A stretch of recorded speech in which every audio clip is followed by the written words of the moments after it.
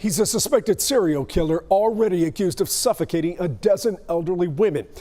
Today, WFAA learned Billy Shamirmir may have more victims. The families of these 8 people say Shamirmir killed them at the same senior living center in Dallas. Rebecca Lopez has this exclusive report on the lawsuit they filed against that center.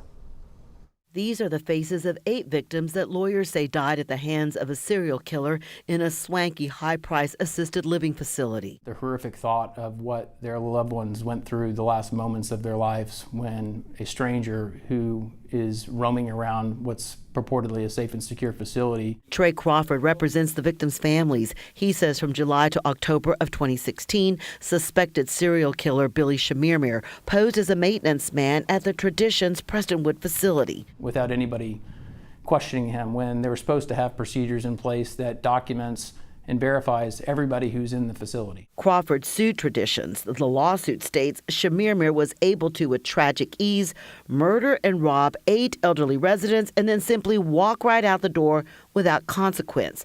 Crawford says Traditions knew that the elderly people were dying and their jewelry or money was missing, and there were multiple burglaries in the months before the deaths. He says they told the families that they believed Dallas fire rescue paramedics were taking the jewelry. He says that was an attempt to hide what was going on. Traditions marketed itself as a safe and secure facility for the elderly. Of the 8, 5 of them died on the 4th floor where there's 0 cameras in the corridors, hallways, no one patrolling it. Anybody could just walk right in. No one official from DPD, the ME, or the district attorney would confirm to WFAA the latest murder allegations. But Crawford says police told him they were able to track Shamirmir with his cell phone. With Google location tracking data, put him all over this facility for months, and including in the deceased residents' apartments at the time of the death. Shamirmir is already charged with 12 murders in Dallas and Collin counties. For years, authorities thought that many of the victims died of natural causes.